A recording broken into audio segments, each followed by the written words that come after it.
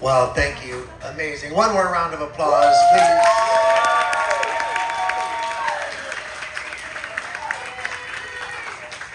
So, I want to teach you guys something, and you got to remember this, is everybody is afraid. All of us are afraid, and if you think you're the only one, you're not. But here's what I tell people all the time. If you don't feel fear, you don't have a chance to be brave. Okay? If you don't feel fear, you don't have a chance to walk through it. If you don't feel fear, you don't have a chance to get to the other side of it. So I feel sorry for people who don't feel fear. Because fear is the fire that forges us. Okay? But what did great Creator tell us? Yea, though I walk through the valley of darkness, I have no fear. Okay? So that's what leads me.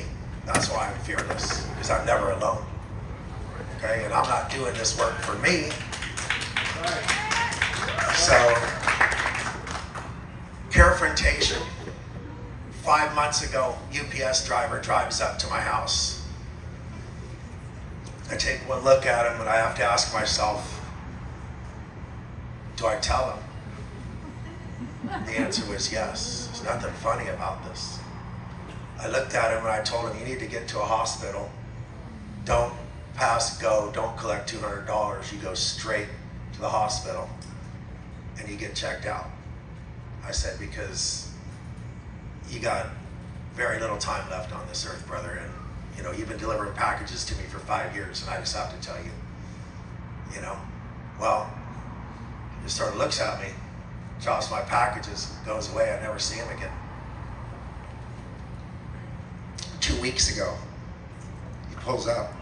I didn't recognize him. Hadn't seen him in 5 months. My wife's sitting there, and I'm upstairs, and he says, you tell your husband, get out, get down here. I said, what's going on? I come down, some guy's telling my wife, get down here, so he says, Dave, can't wait to see you. He says, you saved my effing life. So what are you talking about? Who are you? He's like, 6 months ago, man, you told me about my ears and my eyes, because I studied Chinese medicine, so I saw what was happening to his body, to his ears and his eyes and his skin. And I told him he's like a week from a fatal heart attack, and he's not going to survive, And I could see that because of his eyes and his ears. I've seen it before. I've saved more than one person that same way, but there were people I knew already, and I could tell them. And my wife just looks at me, she says, please never stop doing what you do. Just don't stop. I know it's uncomfortable. I know people don't always get you, the way you talk to people. You don't mince words, but people need that sometimes. There's a lot of diplomats, and there's a lot of, people who could make you feel good with their words, but you heal people with your words. So just stop trying to be nice and just keep being you. So I'm going to do that.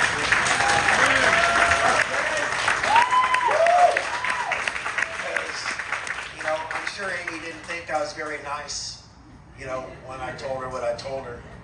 And I'll tell you one more part of the story. So we became good friends, and we spent time talking on the phone. And one day, like 4 months later, she says, hey, this green stuff you sent me, it really clears up acne, doesn't it? I said, yeah. I said, you started taking it a week ago, huh? And she goes, yeah. She goes, how did you know? I said, because I know it takes a week to clear up acne. That's all. So, you don't always hear what you're being told right when it's being told to you, and that's okay, So, what do I see here too? So who, if you were to confront somebody right now, could I give you an example of who you could confront? Do you know that there's a training book on how to be a parent that shows you to use Cheerios as the incentive as you train your children? And that Cheerios maybe have the highest rate of glyphosate, and that glyphosate leads to autism in children. And parents are feeding their kids Cheerios that have a chemical in it that could destroy their children's life. So if you want to confront somebody right now, you go out, just put on your Facebook page, I need to talk to every mother who's feeding their children Cheerios, and I need to talk to you right now. The ones who want to hear are going to They're going to answer. You need to tell them what's going on with that. And if you want to know how to tell them, I have a free book called The Toxin That Came to Dinner. Okay, it's an audio book or an ebook, and you can give it to anybody for free. And I've documented all of that, scientifically documented it with studies and research and charts and all of that, so you can see the direct correlation. Okay, so if you want to confront somebody, let's start with saving our children. Okay.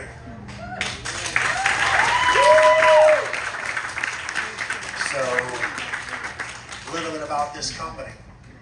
So I used to be a stockbroker. I helped a lot of people make a lot of money, and when the stock market crashed in 85, 80s, I made a bunch of money.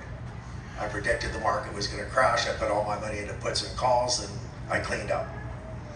I got out of that business and decided to pursue something that was healthier for me. And the first thing I saw when I opened up the paper was a job that said, the Green Food Company is looking for a manager. And I said, that's already mine. Job's already mine. Didn't even know what they were talking about. No idea. Turns out it's a Japanese pharmaceutical company that wants to turn all these herbs into, find out why they work. So they're gonna do all this scientific pharmaceutical razzmatazz to figure out why all these traditional herbs work. And I'm like, oh my gosh, I fell into this. And so I might have misrepresented myself a wee bit, but I got that job. Because, they want high school graduates and stuff. Imagine that. But, so I got that job. And what I learned there was invaluable. And so I'm really blessed, for all the challenges that we have in our life. And I want to share with you just a couple of things, okay? About this company. When I started this company, I was really blessed that I did have some investors. I literally called people I didn't even know, and I said, I think you're going to want to invest in me because I'm about to change the world. And it happened, and Amy's my witness. This guy from Australia who I had never met sent me hundreds of thousands of dollars, right? Like several $100,000, no contract, no receipt, nothing. And he came to visit us a few years later, and Amy met him. He brought his beautiful daughter. And months after that, him and his beautiful daughter perished in a plane crash. No record of him lending us this money. Well, I get a call about a year later from his mom. She's 80-something, and she's all, you don't understand. They took everything. When my son died, the sharks came in. There's nothing left. There's not a penny. She goes, I don't have a dime. She goes, do you think you can help me? What did we tell her? Today's your lucky day. We have $400,000 for you. And we started sending her back that money, what we could afford, a little bit at a time. And crazy thing is, 1 month before the final payment, she perished. So we took care of her to the last day. And maybe that's why God's invested in this company. But since then, we had other opportunities, people with big money to come in, want to take us public and do all that stuff. So I'm going to tell you the difference between fireworks and stars, okay? I've seen a lot of companies come and go, haven't you? In this industry, how many companies have come and go, and they were awesome, they were amazing, they were the best. Everybody wanted to see them, and then they were gone, okay? I remember the Whole Food Pharmacy and all those, right? Well, guess what? There's stars, and there's fireworks, and everybody loves fireworks because, boom, they go up, they're bright, they're beautiful, and everybody's looking at them. But a few minutes later, what are you left with? That nasty smell and a bunch of dust, right? A bunch of smoke, because that's all it really was to begin with.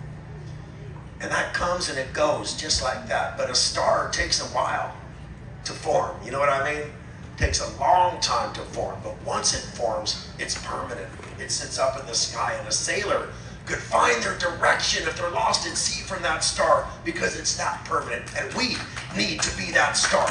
We need to be so solid that people can find their direction home through this company. Find their direction out of the darkness. If you're lost, we want to help you to be found. That's who this company is. So we're going to take our time. Okay? Now the average company industry post-COVID is down close to 25%. And we're still sailing along. Okay? So I want to tell you just one more little story about who we are and why we are where we are. Okay? When I decided to start this company, I told everybody, I'm going to save the world. And they go, you're a little punk. And I said, that's okay, because God said he was going to use fools to save the world, so I'll be that fool. Okay? Make me that fool, you know? So, but there was a pact that I made with myself, a contract that we made, and that's that we can't try to save the world if we're not willing to save our own backyard. So the riots in Long Beach just happened, 1992. That city was burned and grieving. You know, it was crazy. And we said, show us the hardest hit part of Long Beach. And we went there, and they had an economic development. We said, show us. We went to a block that was literally graffiti, burned out buildings, abandoned buildings. And I'm not exaggerating. Prostitutes, drug dealers, gangbangers, you name it, that was their town. And we said, Lord, if we're going to help this planet, we better start here, because this is where we're really needed. So we started hiring. At the time, they called them welfare moms. I hate that term, but that's what they called them. They introduced us to moms who are on welfare who needed jobs. We hired those gang members, okay? Some of them still working for us 28 years later.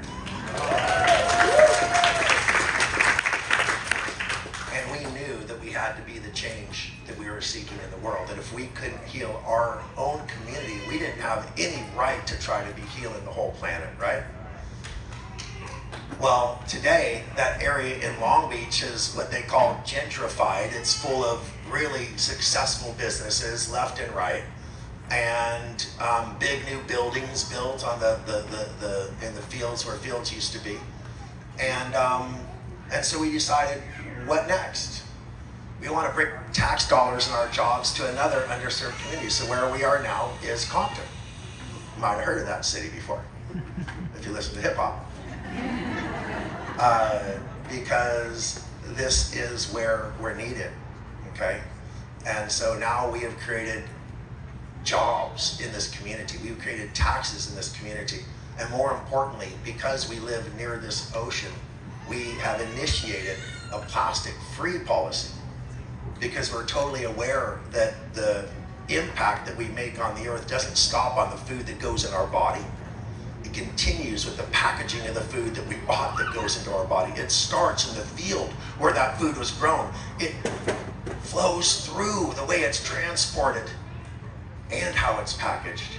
And so by the time you've received it, there have been hundreds of points of quality assurance, okay, that we've considered all along the way. From the seed selection, the way it's grown, the way it's harvested, the way it's dried and processed, the way it's blended, the way it's packaged, and the way it's delivered to you. We put love into all of that. Now, my mom, who, by the way, is in the audience right now, and I want everybody to just cast your eyes right over here. Peggy, raise your hand so they can see where Mama is. This is my 80-something-year-old mom. I know 85, but we just say something once we hit that. And you know, we had homemade food. We knew the corner grocer when I was really young. We literally had a grocery who was within a block, and we would walk, and my parents knew the people who owned that store. Okay? My grandfather owned a small grocery store where he fed his community. And my mom made food by hand. Okay? She fed us homemade food every night with love and hand-selected the ingredients. Now, when you let somebody make your food, when you allow someone else to provide your nourishment, what will become your cellular matter. Okay? What you put into your mouth becomes your cellular matter. What are you putting into your body? You putting in food that was hand-selected, hand-prepared with love by somebody who cares about you and wants to nourish you? Or maybe it was the cheapest ingredient cooked by somebody making a minimum wage who might be holding a lot of resentment about his unfulfilling life. And that's the energy going into your food. So I want to tell you that Amy and I put love into every step. And it's not just the ingredients. It's not just the other things. It's the intention. It's the intention. So we have an intention station right over there. Okay, and at that intention station, we are inviting you to take one of our biodegradable bags, fill it with dirt, put some organic seeds in there, put your intention into it. I want my Purium business to grow. I want my health to grow. I want my whatever. Put that love into it, seal it up, take it home, add some water, and watch it grow as your dreams grow. Okay? So I want everybody to do that. Then I want to ask one more thing. How many people have filled out their questionnaire, their quiz? Okay, Amy's going to tell you what that's all about, but in case anybody doesn't know, the Los Angeles Dodgers are rolling.